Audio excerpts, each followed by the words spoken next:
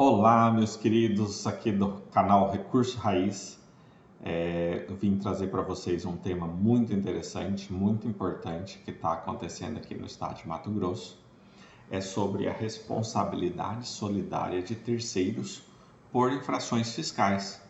Olha só, a Cefaz está responsabilizando os destinatários de notas fiscais, geralmente produtores rurais, por serem destinatários da nota. E eles estão responsabilizando uma penalidade de uma infração cometida pelo remetente. Isso é totalmente ilegal, totalmente inconstitucional, e eu quero explicar para vocês aqui como que a Cefaz está fazendo isso. O caso prático que a gente tem trabalhado e visto é que o produtor rural ele comprou algum tipo de insumo e esse insumo veio para ele com uma nota fiscal e essa nota fiscal, depois de 1 ano, 2 anos, foi declarada inidônea. Por quê? A Cefaz foi procurar a empresa remetente, porque ela não pagou o imposto dela, aí essa empresa remetente não existia. E essa responsabilidade a Cefaz está tentando alcançar o destinatário. Simples assim. Para a gente entender mais um pouquinho, eu fiz aqui uma linha do tempo de como que a Cefaz está praticando essa cobrança. Em 2009 foi criado o artigo 18C da Lei 7.098.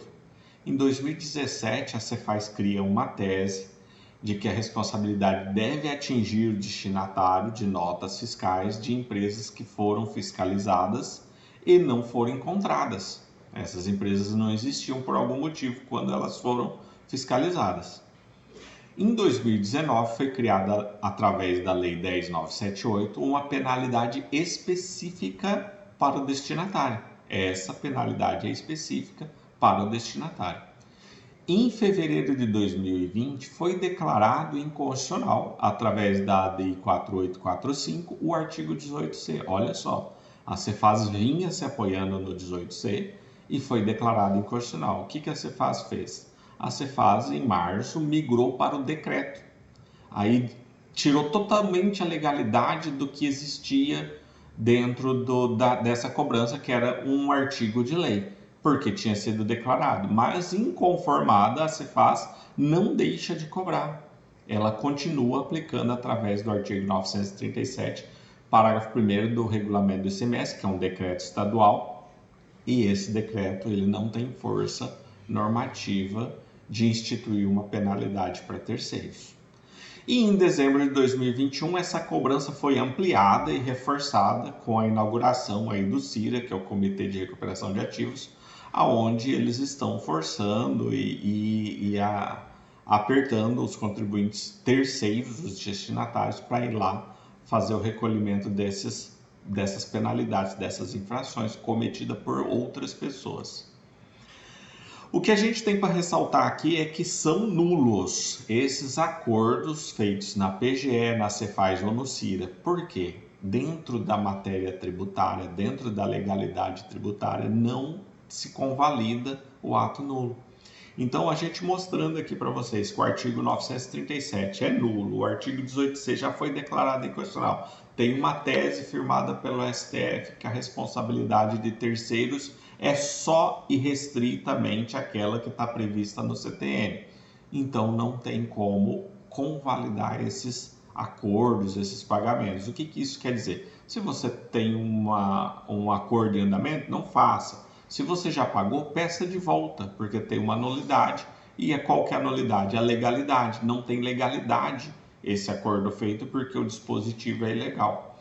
Quais são os dispositivos? Esses aqui, deixei para você na tela. É o 18C, o 937, parágrafo 1º, o artigo 45, inciso 4, a linha B, e o artigo 47E, inciso 4, a linha B ou C, da Lei 7.098. Se você tem um acordo celebrado com esses artigos, eles são inconstitucionais e ilegais. Você pode reaver o valor que você pagou. Para a gente entender essa nulidade, eu quero deixar aqui muito bem explicado para vocês poderem trabalhar com isso. O artigo 45, inciso 4, a linha B, fala o quê? Emissão de documento fiscal. Gente, Se é emissão, é o emitente. Então, quem é penalizado? O emitente. Não se pode alcançar o terceiro, que é o destinatário, através do verbo emissão. Então, essa penalidade não se aplica ao destinatário. Olha como que ficou no artigo 47E. Esse artigo 47E revogou o 45, alterou o artigo 45, mudando ali as alíneas B e C para emissão de documento fiscal. Então, continuou o verbo emissão. Então, durante a vigência dessa legislação, se for esses artigos 45, inciso 4, a linha B, ou 47, inciso 4, a linha B ou C, essas multas são ilegais. Por quê? Não pode ser aplicada uma penalidade emitir nota para o destinatário, que é recebedor da nota. Se o destinatário é recebedor da nota, o verbo da infração está errado, não tem como aplicar ao destinatário.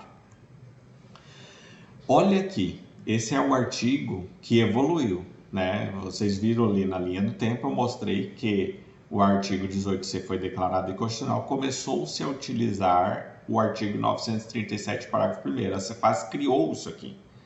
E olha só como que é vaga e é complicada essa redação, mas eu quero deixar bem explicado aqui para vocês. Olha só, responde pela infração, conjunto ou isoladamente, quer dizer que é uma pessoa ou duas pessoas, todos que é uma expressão genérica, de qualquer forma uma expressão generalista, concorrem para a sua prática ou dela se beneficiem. E aqui tem uma pegadinha do fisco contra o contribuinte. Ele fala que está apoiado no inciso 1 do artigo 124 do CTN. Só que é equivocado esse apoio. Eu vou mostrar para vocês o artigo 124 para vocês verem a diferença, que não tem nenhuma aplicação um artigo com o outro. Aqui no 937 fala responde pela infração. Aqui no 124 fala obrigação principal, fato gerador da obrigação principal, que é o quê? É o que está previsto na hipótese de incidência, é o que faz acontecer, é o que faz surgir a obrigação principal de pagar tributo, ou seja, vender. Vender é uma obrigação de pagar tributo. Obrigação acessória, emitir nota fiscal. Então, lá a penalidade é emitir nota fiscal. Quem emite é o remetente, quem é uma obrigação acessória. Quem praticou essa infração foi o remetente, nunca o destinatário. Nunca, é impossível alcançar o destinatário.